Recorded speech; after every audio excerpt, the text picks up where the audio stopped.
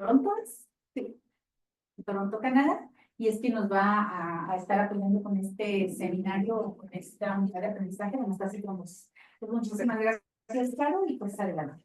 Bien. Algunas imágenes se van a ver un poquito chiquitas porque estaba imaginando que era una pantalla más grande, entonces como que las puse chiquitas pensando que era una pantalla grande. Pero bueno, este... Entonces vamos a pasar el módulo que es de 2 meses en 2 secciones. El primero va a ser de hemostasia y el segundo va a ser de trombosis. Justo mi especialidad es de hemostasia y trombosis solo en pediatría, que realmente es muy diferente la trombosis más que la hemostasia en adultos que en niños, aunque también cambia un poco la hemostasia porque pues nosotros tenemos niños prematuros, que su hígado no es funcional, que están apenas creciendo, que van madurando en los primeros 6 meses de vida, entonces también cambia un poco la hemostasia en pacientes pediátricos y la verdad es que la experiencia en pacientes adultos ha sido muy limitada por muchos años, porque muchos de los pacientes te dan muchas complicaciones antes de llegar a la vida adulta, entonces antes de los 2000 muchos de los pacientes con alguna enfermedad hemorrágica pues fallecían, entonces no alcanzaban a ser tratados por los hematólogos de adultos. Entonces, el primer módulo va a ser de hemostasia y vamos a ver cuál es el modelo de coagulación, cuáles eran los modelos de coagulación antiguos, que realmente ya son históricos, que aún se sigue hablando de ellos, pero que debemos dejarlo en el pasado, y cuál es el modelo de coagulación actual. ¿Me puedes dar la siguiente, por favor? Y lo primero es definir qué es la hemostasia. Entonces, este es un mecanismo realmente vital para nosotros, porque es el responsable de hacer que cuando tenemos alguna cortada en algún vaso sanguíneo, este vaso sanguíneo cierre esta cortada y entonces dejemos de sangrar. Entonces, vamos a empezar un poquito haciendo unos dibujos por acá para ir haciendo como un esquema de todo lo que vamos a ir hablando. Entonces, normalmente tenemos un vaso sanguíneo que tiene una pared que está íntegra, que no tiene ninguna ruptura, ¿no? Y cuando este vaso sanguíneo por alguna circunstancia tiene alguna ruptura, entonces cuando aquí empieza nuestro mecanismo de hemostasia, que hace que esta ruptura que puede producir sangrado se cierre de alguna forma, hace un sello, y entonces esta sangre no pueda salir de nuestro cuerpo. Es importante saber que puede haber rupturas pues en la parte externa de nuestro cuerpo, ¿no? Que sí podemos ver, pero también hay rupturas internas en nuestro cuerpo. Hay rupturas que son por accidentes, pero también hay rupturas que hacemos nosotros en los vasos sanguíneos cuando estamos haciendo alguna operación. Esto es muy importante, la parte de trombosis, que a veces no pensamos, pero que se puede utilizar muchos anticoagulantes cuando hacemos ciertas cirugías en las que vamos a estar dañando el endotelio de nuestro vaso sanguíneo. ¿Le puedes dar a la siguiente? Y bueno, algo importante en la hemostasia es que tiene que haber un gran equilibrio. Si hay un desequilibrio en la hemostasia, la sangre puede coagular de más o podemos sangrar de más. Entonces hay diferentes elementos que nos ayudan a una buena hemostasia. Entonces tiene que haber un equilibrio entre los que nos ayudan a coagular, entre los que nos ayudan a no coagular y los que nos ayudan a deshacer el coágulo. Entonces entre los procoagulantes, anticoagulantes y entre los fibrinolíticos. ¿Le puedes dar la siguiente, por favor? Y eso es lo que ya hablábamos. Si hay una disrupción de este equilibrio, que puede ser algo estructural o puede ser algo, alguna alteración cuantitativa o cualitativa en todos los mecanismos de la hemostasis, nos puede provocar una hemorragia o una trombosis. El problema con una hemorragia, pues es que nos vamos a desangrar. Y si no tenemos sangre suficiente, entonces no tenemos oxígeno suficiente. Si no tenemos oxígeno suficiente, pues nuestro cuerpo no va a funcionar y nos podemos morir. Y lo que pasa en una trombosis realmente es que se hace un coágulo muy grande, más de lo normal.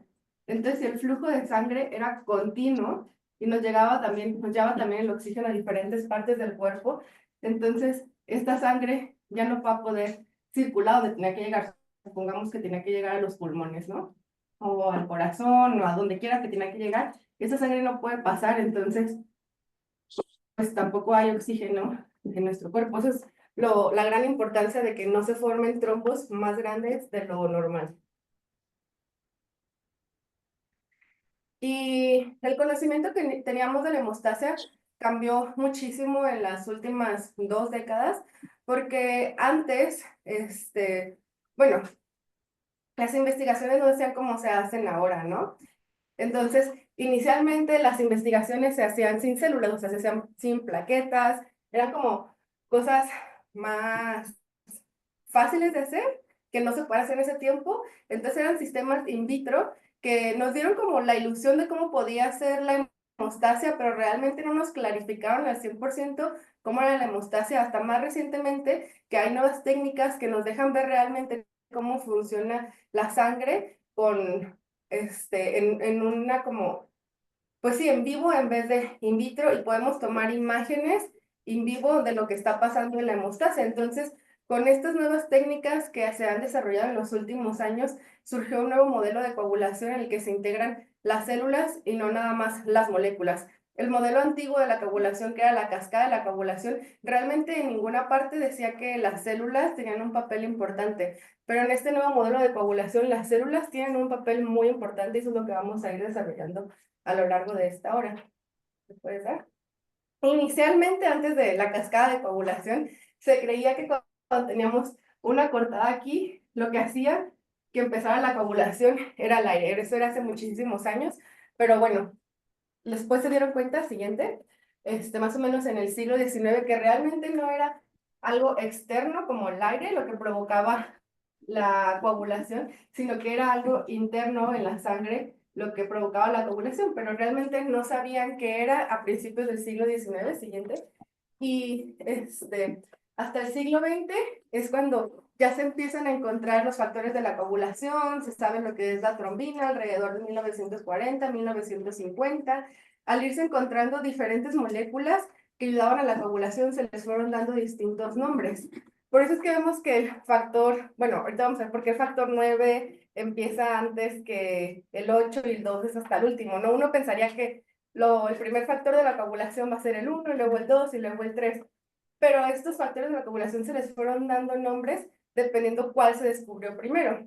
Por eso es que el 2 está al final, porque era muy importante la trombina. Entonces fue lo primero que se descubrió, y por eso está hasta el final, porque era tan importante, era tan grande, que fue lo primero que se descubrió, y poco a poco se fueron descubriendo los siguientes. Algunos también tienen otros nombres dependiendo del primer paciente que se descubrió con esta deficiencia, o el investigador que descubrió este factor de la coagulación. Siguiente. Y hasta 1960, que ya no es hace tan poquito tiempo, o sea, ya es hace casi 100 años, porque es hace 85 años, se habló de este modelo de la cascada de la coagulación, que realmente ya es algo histórico, pero que nos va a servir cuando hablemos un poco de los estudios para evaluar el sangrado. Pero bueno, fueron 2 grupos los que hablaron sobre esta cascada de la coagulación, y le llaman cascada porque algo empieza y activa una cosa y luego sigue la siguiente y sigue la siguiente. Entonces como que te va haciendo que realmente sea como algo que va en cascada, ¿no? Algo que va activando una cosa y otra cosa y otra cosa. Este sistema lo dividieron en 3 partes. La primera parte, bueno, las primeras 2 partes eran la vía intrínseca y la vía extrínseca, que al final se unían en lo que se llamaba la vía común. Este diseño comentaba que la vía extrínseca podía trabajar por sí sola, aun cuando no estuviera la vía intrínseca, y viceversa. Y aquí se pone un papel importante al factor tisular, pero como esta podía trabajar, la vía intrínseca podía trabajar sin la vía extrínseca, realmente decían como que si no fuera tan importante el factor tisular. Y ahora sabemos que lo más importante en la hemostasia es el factor tisular. Y bueno, nada más para hablar un poquito rápido de esta, porque vamos a tener que hablar de eso en las siguientes clases. Aquí también tenía un papel muy importante la vía intrínseca, el factor 12. Y bueno, la cascada es el factor 12 activado, activa el factor 11, el cual activa el factor 9, que junto con el factor 8 y el calcio activan el factor 10. Y en la vía extrínseca es porque es afuera del vaso sanguíneo, y intrínseca es porque es adentro del vaso sanguíneo. Y en ese tiempo también sabían que el factor tisular no estaba adentro del vaso sanguíneo, entonces por eso es vía extrínseca. Y que todos estos estaban dentro del vaso sanguíneo, por eso es vía intrínseca. El factor 7 se activaba junto con el factor, cuando estaba presente el factor tisular, y este puede activar también el factor 10. Y después de aquí el factor 10 podría hacer que la protrombina se convierta en trombina y el fibrinógeno se convierta en fibrina. ¿Le puedes dar a la siguiente? Y este modelo realmente sigue siendo súper útil y fue muy útil para explicar la coagulación hace 40 años, pero realmente explicar la coagulación en el 2024 con este modelo de coagulación es muy deficiente, aunque sí nos ayuda a entender las prolongaciones del TP y del PTT mucho más fácil. ¿Le puedes dar a la siguiente? Entonces encontraron que había deficiencias en este modelo. Primero, porque no explica adecuadamente cómo el proceso hemostático ocurre en vivo. Porque que tú metas las plaquetas a un tubo, estas plaquetas no son unas plaquetas funcionales. Y en este tubo in vitro no tenemos también un factor tisular, bueno, un daño endotelial que expuso al factor tisular que está fuera del vaso sanguíneo. Entonces no explica cómo pasa en vivo, solamente cómo pasa in vitro. Y lo que pasa aquí es que sugiere que la vía intrínseca y la vía extrínseca operan independientemente, pero las manifestaciones clínicas que hemos encontrado en los pacientes con deficiencias de la coagulación contradicen este hecho. ¿Le puedo dar la pasada, por favor? Vale. Entonces, según este modelo, como la vía extrínseca puede funcionar totalmente sola, si yo tengo un paciente que tiene, y la vía intrínseca puede funcionar sola, si yo tengo un paciente con una deficiencia del factor 7, este paciente no tendría sangrado porque la vía intrínseca puede funcionar completamente sola, ¿no? Pero vemos que los pacientes que tienen una deficiencia del factor 7, aunque tengan todos estos normales, de todas maneras tienen sangrado. Entonces significa que estas dos vías realmente van de la mano. Y esto es la nueva proposición del modelo celular de la coagulación. Luego le puedes dar dos adelante y luego podemos pasar. Lo que dice las deficiencias, no sé cuánto estaba. Okay. Y luego, las deficiencias de los componentes iniciales de la vía intrínseca pueden causar una prolongación muy marcada en el PTT, pero no... Hola, buenos días, ¿cómo están? ¿Le puedes dar de nuevo el modelo de la coagulación? Entonces, si ustedes ven, aquí tenemos, por ejemplo, la calicreína y el factor 12, pero si quieres yo le puedo dar, si pongo la compu más al frente para que estés atento. No sé si bien, pero... Bueno, no importa, yo no puedo venir. Realmente una deficiencia del factor 12, aunque tengamos 0% de factor 12, nunca nos va a ocasionar un sangrado. Esto significa que no necesitamos el factor 12 para que se pueda generar trombina. Entonces este modelo de la coagulación es obsoleto porque nos va a llegar un paciente que tiene sangrado y tiene una prolongación del PTT y le podemos tomar, si nada más le tomamos un factor de coagulación que también es un problema, que debemos evaluar todos los factores de la coagulación y no le tomamos ninguno porque pensamos que es un factor 12, porque pensamos que el factor 12 me ocasiona sangrado y está en 0%, nos vamos a confundir mucho. Entonces, por eso este modelo de coagulación es obsoleto en estos tiempos. ¿Le puedes dar a la siguiente? No, ya sí, ya me acordé, perdón, yo le doy. Está modelo celular. Entonces aquí es cuando llegamos al modelo celular de la coagulación, en el cual ya integramos las células. ¿Y cuáles son las células importantes? Las células que tienen factor tisular y las plaquetas. Las células que tienen factor tisular, porque esto es el factor más importante para iniciar la coagulación. Y las plaquetas, porque alrededor de la membrana de la plaqueta es donde va a pasar la coagulación. Por eso es muy importante hablar de las células cuando hablamos de hemostasia. Y por eso es que tenemos enfermedades de plaquetas que nos provocan sangrado y enfermedades, por ejemplo, también en el vaso sanguíneo, que no tienen nada que ver con la sangre, pero que nos pueden provocar alteraciones de sangrado. Y bueno, este modelo nos brinda un conocimiento sobre cómo realmente pasa la coagulación en un sistema vascular que es dinámico, no algo estático como lo que podemos normalmente medir en el laboratorio. Entonces, como ya dijimos que el factor tisular es tan importante en la coagulación in vivo, tenemos que saber, pues, dónde está el factor tisular. Porque si yo tengo un vaso sanguíneo y el factor tisular va aquí adentro,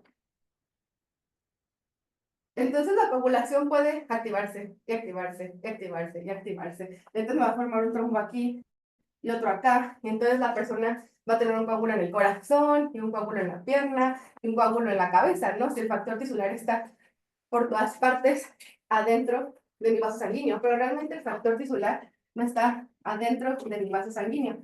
El factor tisular tiene que estar afuera del vaso sanguíneo. Y está afuera del vaso sanguíneo, que normalmente es en los fibroblastos, pero también puede estar en las células de músculo liso, que sí están en la pared celular, pero no son lo que está más pegado hacia la sangre, porque lo que está más pegado hacia la sangre son las células endoteliales. Entonces, cuando yo, por ejemplo, alguien, no sé, se está cortando una zanahoria y de repente se corta un pedacito de dedo, entonces se abre este espacio y el factor tisular que está en los fibroblastos aquí afuera, con la sangre que va saliendo, empieza toda la vía de la coagulación. Es importante también decir que sí hay factor tisular que puede estar en algunas células adentro del torrente sanguíneo, pero que no son unas células que normalmente están, porque puede estar en células tumorales, aquí es una de las causas, de las razones por las cuales los pacientes que tienen algún tipo de cáncer pueden tener, bueno, no pueden tener, tienen mayor riesgo de trombosis y también pueden estar en los monocitos, pero mucho de este factor tisular realmente no está activo, por eso no todos los pacientes que tienen cáncer van a desarrollar una trombosis, aunque el riesgo sí es más alto. Y tiene que haber un balance de toda la hemostasia y de todos los pasos de la hemostasia. En general, hablamos de la hemostasia, que es hacer que se selle esta parte para que ya deje de sangrar, con la hemostasia primaria y secundaria, pero también tiene que haber reguladores de la coagulación. La hemostasia primaria es muy importante porque es algo que pasa muy rápido. Tiene que ser muy rápido porque una lesión muy grande puede hacer que un paciente se muera pues inmediatamente, ¿no?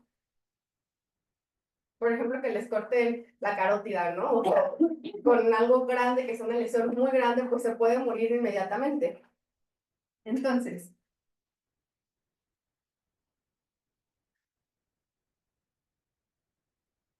lo primero que va a pasar es que hay muchas células adentro del torrente sanguíneo, pero hay unas células que se llaman plaquetas, que realmente están en contacto muy cerca de la pared vascular.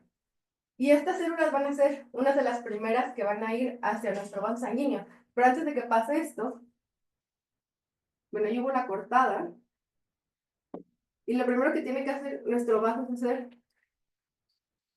una vasoconstricción. Y con esa vasoconstricción inmediata va a parar la mayor parte del sangrado. No significa que vas a dejar de sangrar, pero va a parar la mayor parte del sangrado. Y con esto va a hacer que las plaquetas se empiecen a juntar cerca de la lesión del vaso. Pero estas plaquetas están como muy densamente unidas unas a otras. Entonces, esta es la hemostasia primaria, cuando están las plaquetas sí unidas, pero no tan fuertemente unidas. Y luego tiene que venir la hemostasia secundaria. La hemostasia secundaria hace que estas plaquetas que están unidas se hagan más fuertes. ¿Y cómo lo hace? Añadiendo fibrina a toda esta parte del tapón plaquetario.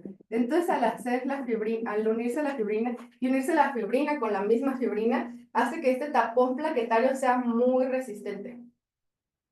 Y después de que el coágulo ya es muy resistente, el coágulo se podría seguir haciendo grande y grande y grande y grande. Entonces, cuando tenemos que limitar la respuesta, o sea, nuestro cuerpo tiene que saber en qué punto parar, cuando ya es suficiente y ya con eso nos ayuda a dejar de sangrar para no provocar más alteraciones que sería una trombosis que me disminuye el flujo sanguíneo.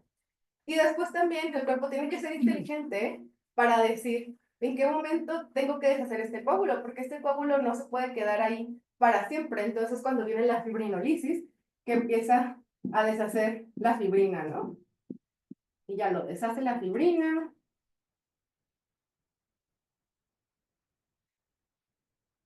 Se recupera la pared vascular y ya, casi todo regresa a ser como era antes. Pero recordemos que esta es una parte dañada de nuestro cuerpo. Esto también es muy importante porque es como, no tengo aquí ninguna cicatriz así muy prominente, pero si yo tuviera una cicatriz prominente aquí, nunca se va a quitar esa cicatriz, o sea, va a seguir, aunque no la vean a lo mejor, si se acercan, la van a ver. Es lo mismo que pasa con nuestro vaso sanguíneo. Aquí parece que yo lo dejé perfectamente igual, pero realmente no está igual. Si esto me pasa en una vena, y aquí quito un coágulo de una vena, pero si ustedes se acuerdan, las venas tienen como unas válvulas, ¿no? Que ayudan a que la sangre que va desde abajo hacia arriba no se regrese hacia abajo, sino que se vaya hacia arriba. Entonces, imagínense que un trombo está aquí, donde debería estar una válvula. Entonces, esta válvula queda dañada. Entonces, no es un vaso sanguíneo completamente normal después de que hubo un trombo. Es una válvula dañada que ya no va a servir, que puede ocasionar complicaciones que vamos a ver después cuando veamos trombosis.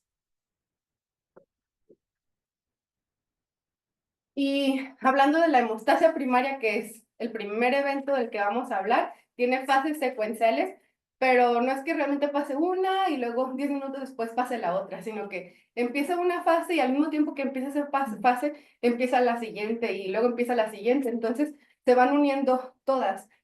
De esta manera, cuando va empezando la vasoconstricción, al mismo tiempo van llegando las plaquetas y luego las plaquetas se van activando y luego hay la agregación plaquetaria. Y ahorita vamos a ver un poquito de cómo empieza, de cómo son todos estos procesos.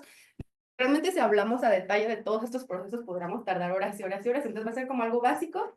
Y cuando vayamos viendo algunas de las enfermedades involucradas en estos procesos, vamos a ver un poquito más a profundidad cada uno de estos procesos para entender un poco más la enfermedad. Bueno, entonces la vasoconstricción es el paso inicial, es inmediato y nos va a disminuir temporalmente el flujo y la presión de la sangre. Es también importante que conozcamos cuáles son los receptores que tienen las plaquetas, porque las plaquetas tienen que tener en su membrana distintos receptores para que se puedan unir a otras moléculas que están fuera de la plaqueta. Y asimismo, la plaqueta tiene muchas moléculas adentro que cuando se activan tienen que salir para que ocurra el proceso de coagulación. Entonces, de las que vamos a hablar más va a ser de la glucoproteína 6, de la glucoproteína 1B9,5, y aquí las vamos a poder ver un poquito. Entonces, esta es una plaqueta, estos son los receptores que tiene la plaqueta, cada uno de estos, y nos está diciendo con qué se une. Entonces tiene que unir a la colágena, al factor de von Willebrand, a la trombina, a la ADP, al ATP, al tromboxano A2, al fibrinógeno. Pero cada una de estas uniones va a pasar en diferentes partes de la coagulación. Lo primero dijimos era que teníamos una lesión y las plaquetas no está nada más nadando junto a la sangre, ¿no? Más cerquita del endotelio vascular. Lo que pasa es que estas plaquetas que están aquí se tienen que unir al colágeno. Entonces, si esto lo amplificamos un poquito, esta es la plaqueta y este es el colágeno. La plaqueta tiene que tener diferentes receptores, que son los que estamos viendo en esta parte de aquí abajo, que se unen al colágeno. Entonces aquí está una plaqueta que se une, luego está otra plaqueta que se une al colágeno, aquí otra plaqueta que se une al colágeno. Entonces esta es la primera parte en la que las plaquetas sí se quedan estancadas, pero las plaquetas no están unidas unas con otras todavía. Entonces aquí nada más están adheriendo al colágeno para poder cerrar esa lesión que hay. Que esta es la adhesión plaquetaria. Algo muy importante de aquí que ya les había puesto en este esquema es que el cuerpo es muy inteligente porque realmente ponen las plaquetas donde tienen que estar. O sea, si en este vaso sanguíneo los glóbulos rojos, las plaquetas y los leucocitos no están todos nadando por donde sea. O sea, la tensión de los glóbulos rojos hace que las plaquetas se vayan hacia la parte más cercana a la pared vascular. Porque si esta plaqueta estuviera aquí y hubiera este daño vascular, la plaqueta no podría percibir esta señal. Entonces la plaqueta está estratégicamente localizada cerca de la pared vascular para que pueda sentir esta atracción y cuando hay una lesión vascular. De esta forma, la coagulación empieza inmediatamente, que es lo que estamos viendo en el esquema de acá más arriba. Lo negro son las plaquetas y los glóbulos rojos son los rojitos. Entonces, dependiendo de la fuerza que se tenga en un vaso sanguíneo, y esto depende, por ejemplo, del calibre del vaso sanguíneo, porque la fuerza en una arteria y la fuerza en una vena es completamente diferente. Entonces, dependiendo de estas fuerzas, son los receptores que nos van a ayudar a la unión del colágeno. Y eso es importante para las enfermedades que vamos a ver en las alteraciones plaquetarias. Y las plaquetas también tienen que liberar diferentes sustancias dentro de sí. Las plaquetas tienen unos gránulos dentro, que unos se llaman gránulos alfa y otros se llaman gránulos densos. Y en cada uno de estos gránulos hay sustancias que nos van a ayudar a la coagulación. De los que tenemos aquí, los más importantes son el factor 5, el factor de von Willebrand, el ADP, el calcio. Entonces, estos gránulos se tienen que liberar para que la plaqueta se pueda activar. Y algo muy importante, aparte de liberar los gránulos, esta plaquetita, es que también tiene un cambio conformacional. Normalmente la plaqueta es como no esférica, como bicóncava, también un poco como el glóbulo rojo, ¿no? Pero cuando llegan a esta parte de aquí, tiene que cambiar su forma, porque lo que quiere es abarcar el mayor espacio posible. Entonces, en vez de abarcar este espacio, aunque va a tener la misma cantidad de masa, lo que hace esta plaqueta es como hacerse una forma esférica, que se lo ven que no es esférica, ahí no es esférica, se empieza a hacer esférica y luego empieza a tener como unos pseudópodos, ¿no? Entonces se hace mucho más grande y abarca más espacio, entonces puede hacer que la lesión vascular se cierre más rápidamente. Y empieza empiezan a activarse, ¿cómo se dice? A enseñar los receptores que tiene en su membrana para que las otras moléculas se puedan unir a la plaqueta. Y después de la activación plaquetaria, que todo esto quedamos que es un proceso que va pasando como todo al mismo tiempo, empieza la agregación plaquetaria. Entonces, en la agregación plaquetaria es cuando realmente una plaqueta se une a la otra plaqueta. Entonces, aquí va a haber una molécula, un receptor de membrana, que es el mismo en ambas plaquetas, que va a hacer que se conecte una plaqueta con otra plaqueta. Esto se puede unir mediante el fibrinógeno y mediante el factor von Willebrand. Aquí tenemos una plaqueta, otra plaqueta, les dije que era muy chiquito, pero bueno, aquí tenemos el receptor de membrana, y el receptor de membrana se une a un fibrinógeno, y es un fibrinógeno que no solamente tiene una unión de un solo lado, sino que es un fibrinógeno que de los dos lados se puede unir, y de esta manera es que agarra a las plaquetas de los dos lados. Al mismo tiempo, el factor de von Willebrand no solamente tiene un lugar de unión, sino que tiene varios lugares de unión. Entonces, al tener varios lugares de unión, se puede unir a las plaquetas. Entonces, esto hace que el coágulo, de nada más estar unido al colágeno hacia abajo, se une a las plaquetas, se une al colágeno a otra plaqueta, todas quedan unidas. Entonces, hace como un tapón más resistente que el tapón inicial, que solamente se unía al colágeno. Y los glóbulos rojos también tienen un papel muy importante en la hemostasia primaria. Y el papel importante es porque a veces podemos tener anemia, ¿no? Y un paciente, por ejemplo, con una enfermedad de sangrado puede tener una anemia tan importante como una hemoglobina de 4, una hemoglobina de 3. Entonces, voy a borrar. ¿Hablo muy rápido? Más bien.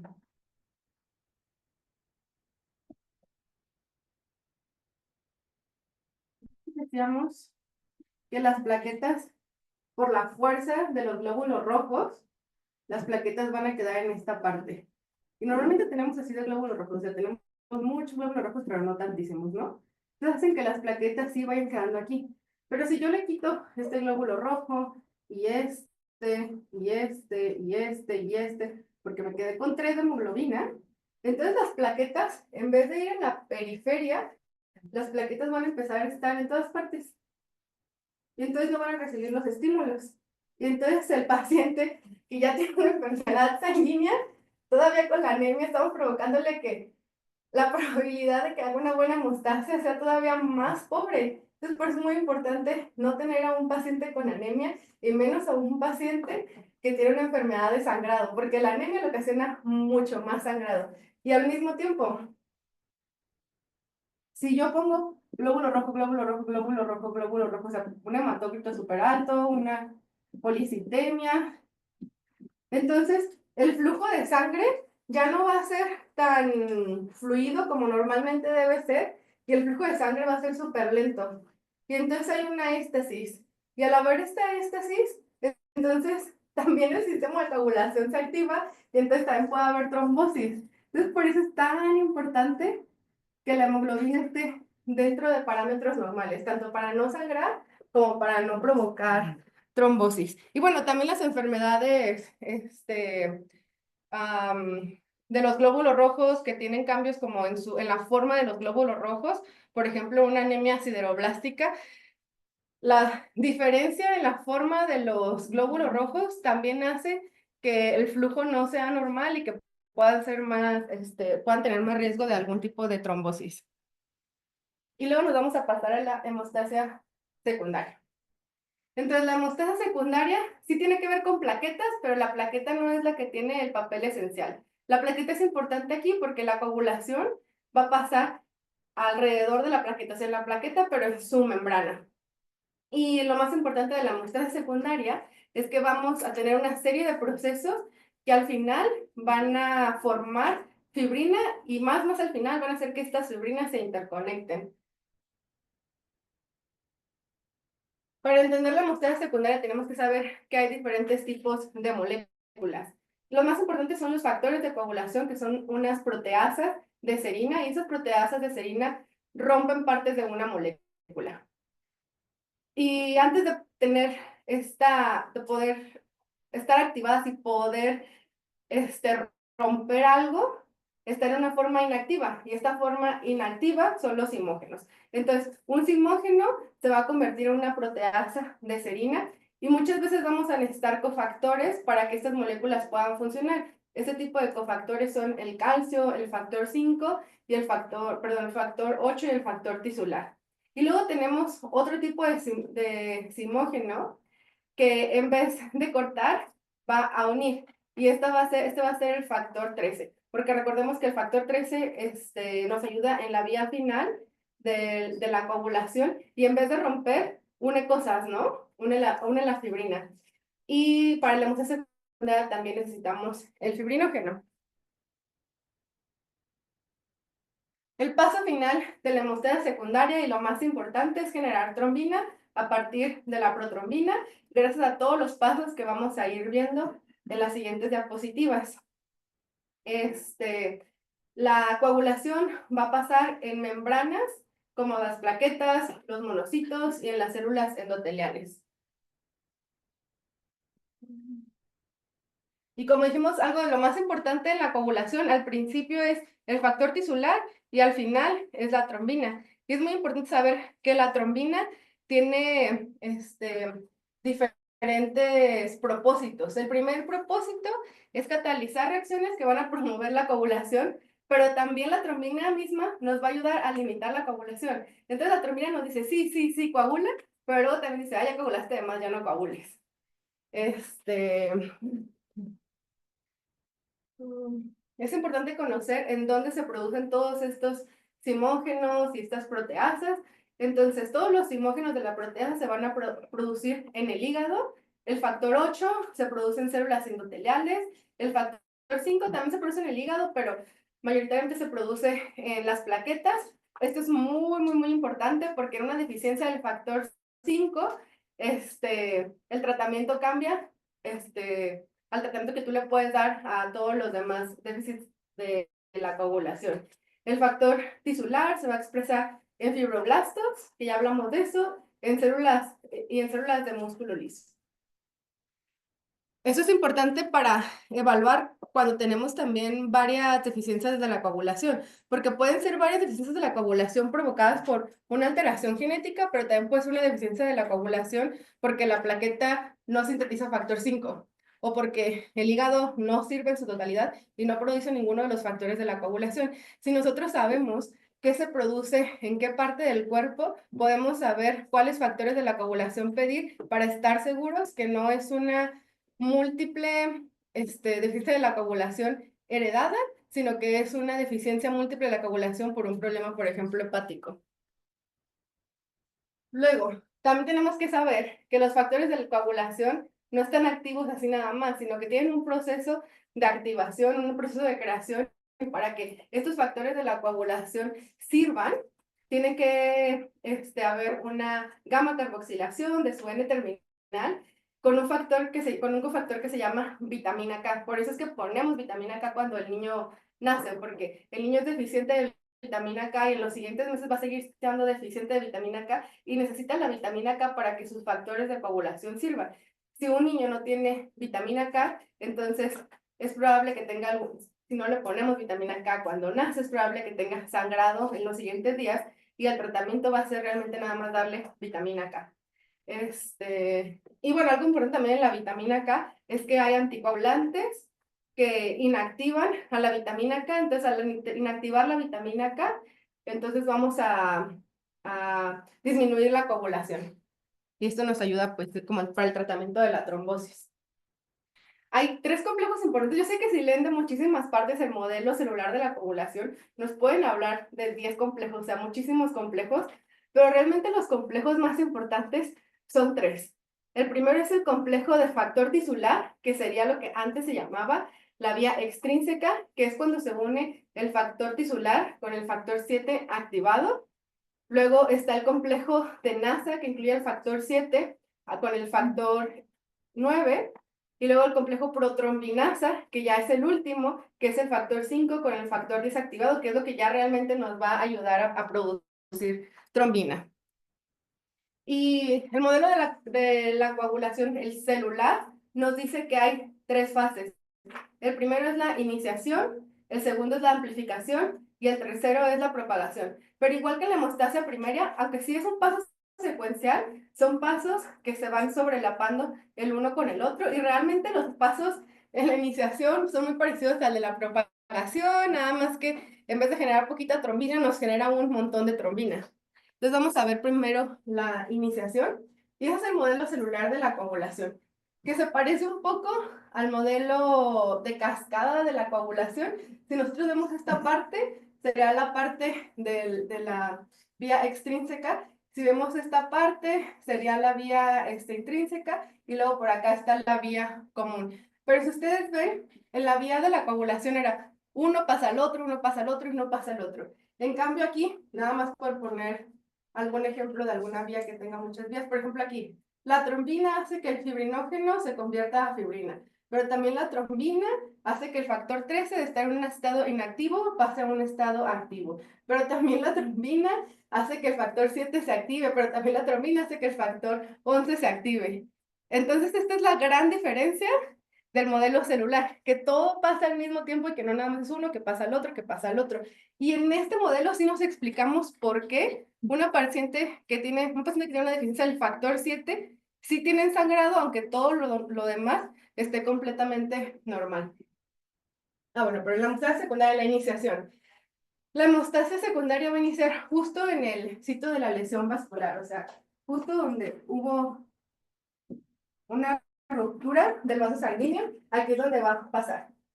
Y se va a exponer lo mismo que hablamos un poquito antes, el factor tisular con el factor 7, y entonces este complejo va a empezar a activar la coagulación en las plaquetas, ¿no? Entonces aquí estaban las plaquetas, es una plaqueta gigante porque es muy grande. Y lo importante de esto es que, puedes regresar acá, aquí está el factor 7 con con el factor tisular, con un poquito de ayuda de calcio, y inicialmente sí va a producir un poquito de factor 10, y el factor 10 al final sí me va a producir un poquito de fibrinógeno, pero me está produciendo la protrombina me va a producir un poquito de trombina, que sería en esta parte de aquí, pero realmente me produce muy, muy poquita trombina, entonces por eso es como la iniciación. Y viene, y llega, y me empieza a activar el factor 7, y me empieza a activar el factor 11, pero es apenas muy, muy, muy poquito. Nosotros necesitamos muchísima trombina para que un coágulo pueda ser resistente. Entonces aquí es cuando empieza la amplificación, o sea, esta pequeña respuesta que empezó a generar poquito de trombina en la fase inicial, tiene que hacerse grande. Entonces, la trombina va a ayudar a que se libere el factor 5, a que se liberen gránulos alfa, que se active el factor 11, que se active el factor 8, se active el factor 5. Entonces aquí es cuando esto se empieza a hacer más grande y más grande y más grande.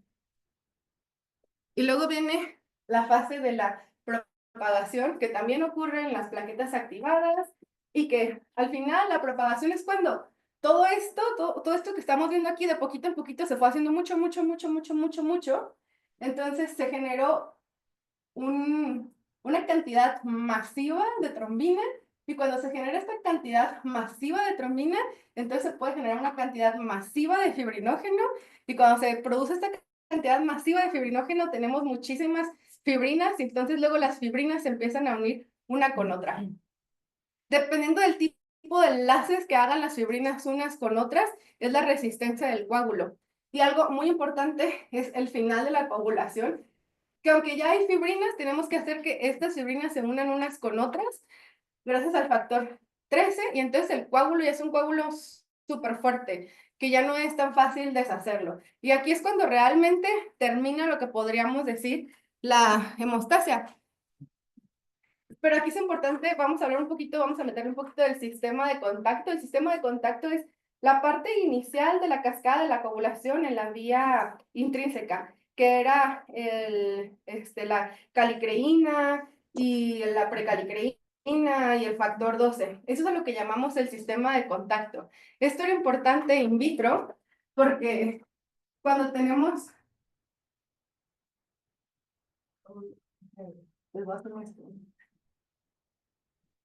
Esto se los voy a explicar un poco para que vean cómo nos cambia la coagulación cuando tenemos algo adentro de nuestro vaso sanguíneo.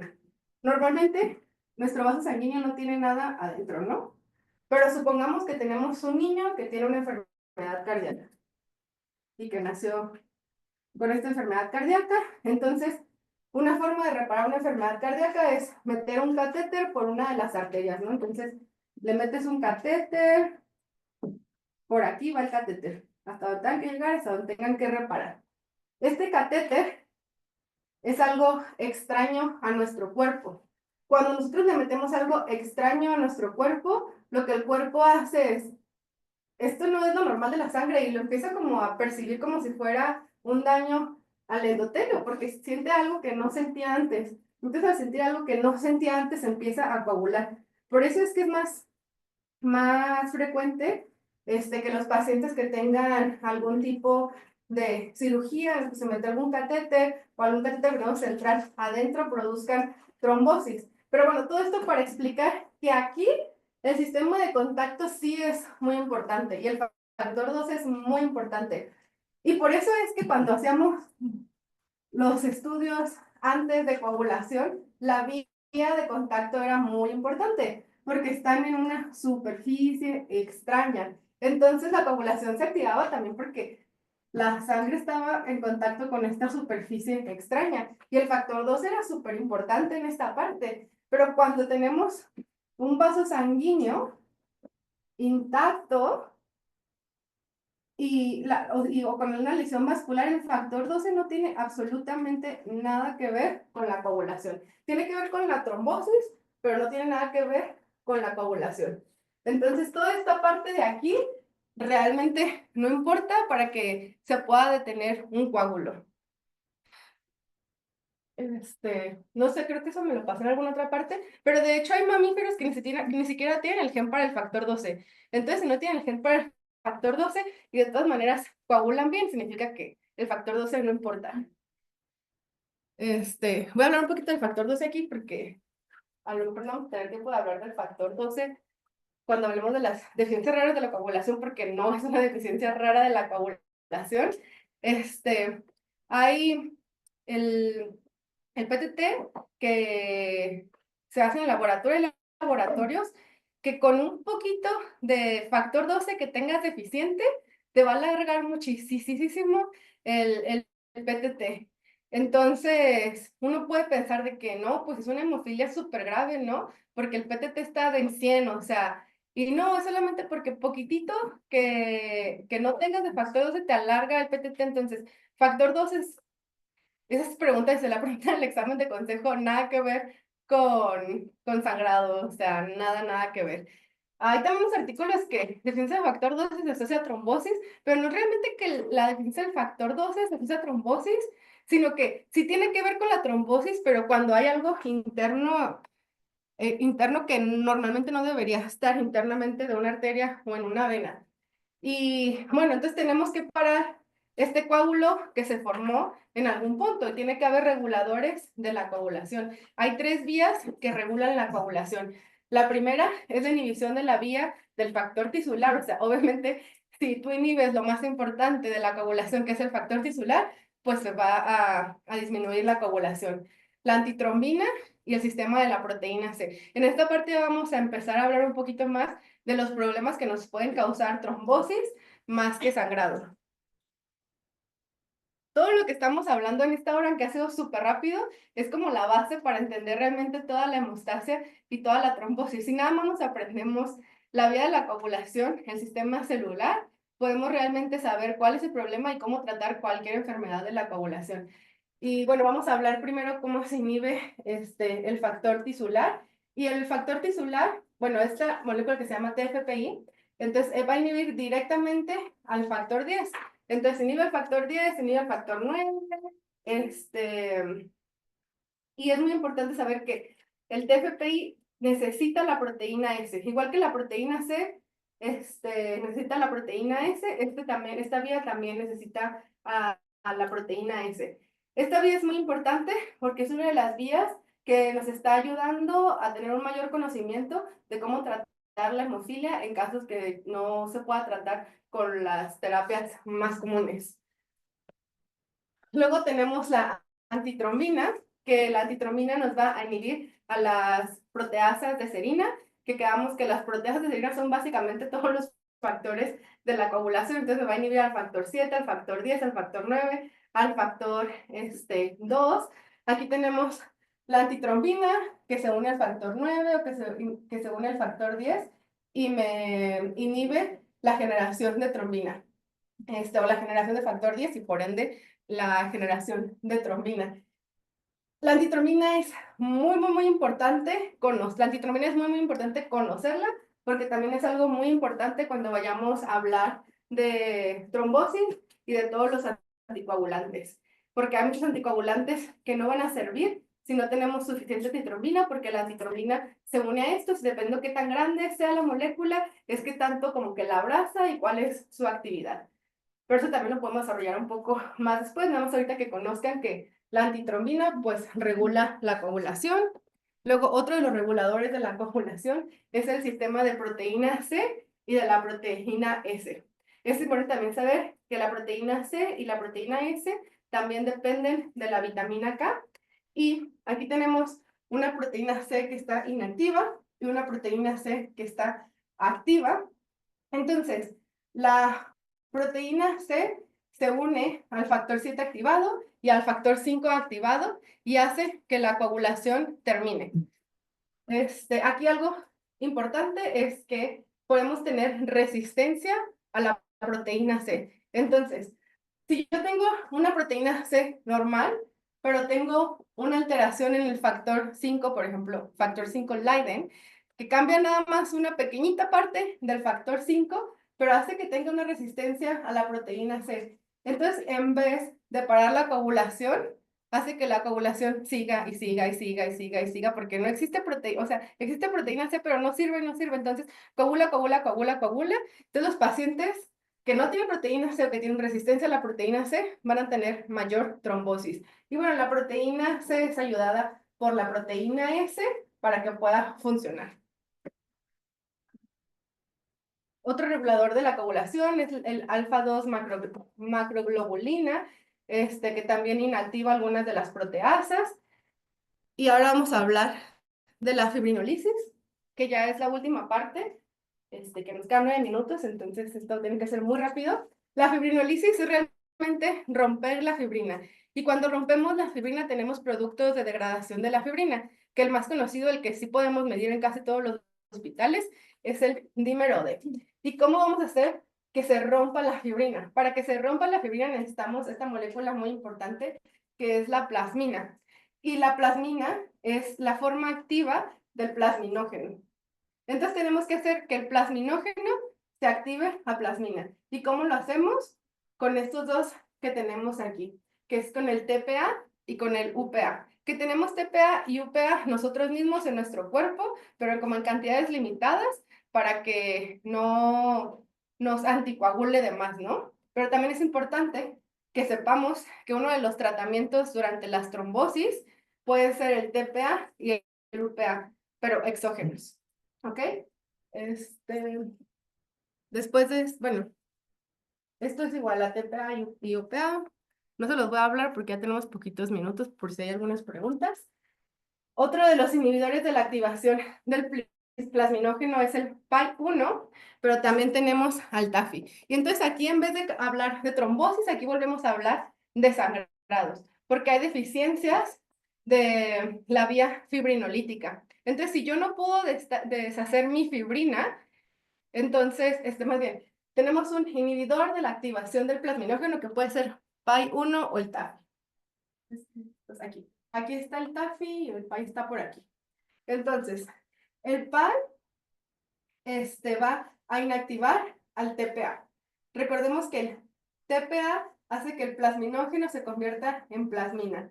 Pero si yo no tengo TPA, entonces el plasminógeno no se convierte en plasmina, entonces yo no puedo... Ay, ya me confundí. Perdón. Siempre me confunde.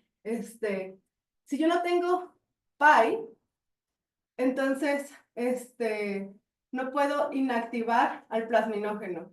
Entonces el plasminógeno sigue funcionando de más y de más y de más. Entonces me deshace y me deshace y me deshace y me deshace el coágulo. Y hay estudios que se hacen en muy pocas partes del mundo que me pueden decir si tenemos una deficiencia en la vía fibrinolítica. Realmente esas son de las deficiencias de coagulación más extrañas. Yo jamás he visto una. Es como algo que jamás vas a encontrar en tu vida, porque aunque lo sospeches, es muy raro poder tener un laboratorio que te haga los estudios para confirmarlas. Y la única vez que yo he hecho ese estudio fue negativo. Entonces, donde sé que hay es en alguna parte, en una parte de Canadá y en una parte de Chile. Y el paciente que yo he visto realmente nunca se confirmó que tuviera alguna de estas deficiencias. Y bueno, eso ya lo vamos a ver después, pero el tipo de sangrado es muy diferente cuando la vía fibrinolítica es la que está alterada versus cuando las plaquetas están alteradas versus cuando los factores de coagulación son los que están alterados. También otro inhibidor de la plasmina es la alfa-2 antiplasmina.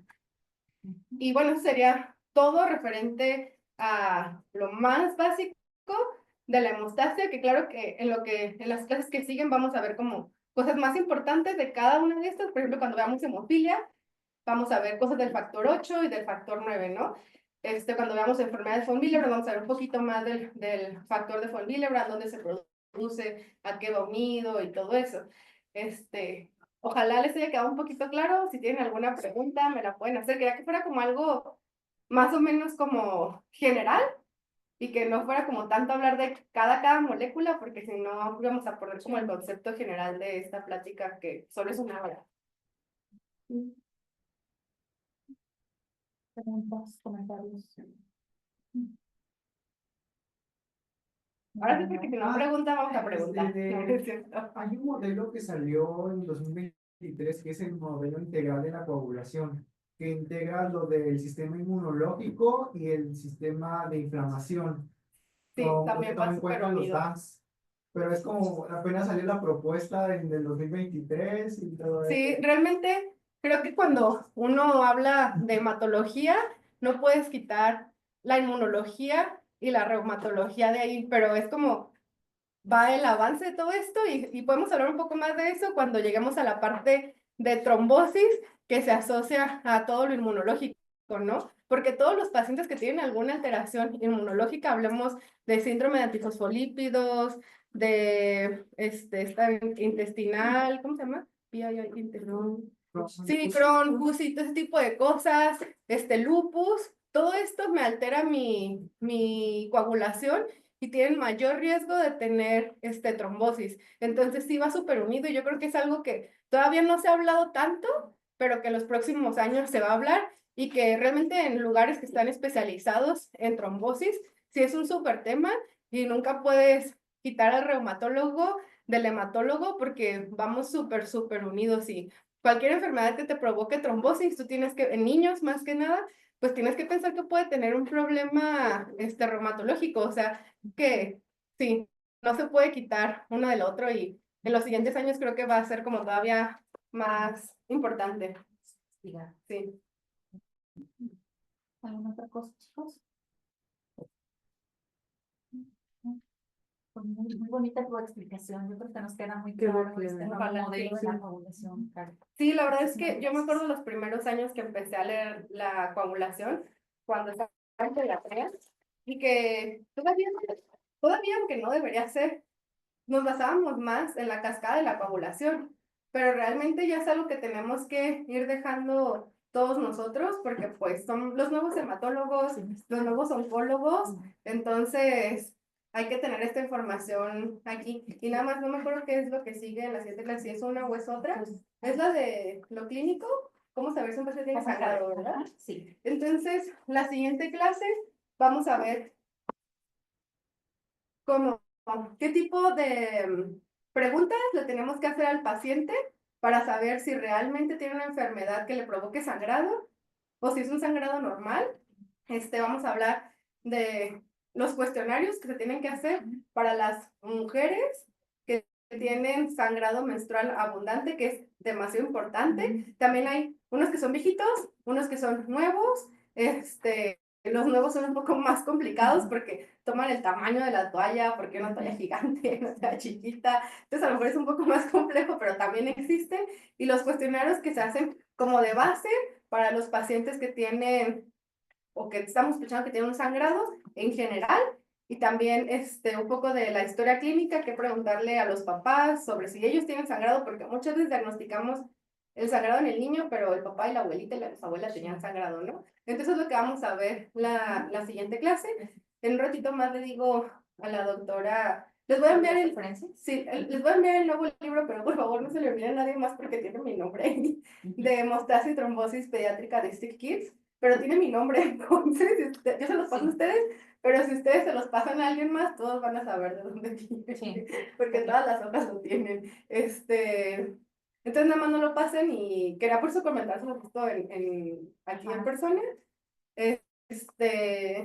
Y no he leído ese nuevo capítulo porque recién tengo el libro, pero yo creo que es muy parecido a lo demás. Entonces, le digo en cuál capítulo está, que creo que va a ser el 3, y ese es el que vamos a ver la siguiente. El jueves. Sí, Perfecto. el jueves. Muy bien. Pues muchísimas gracias. Sí.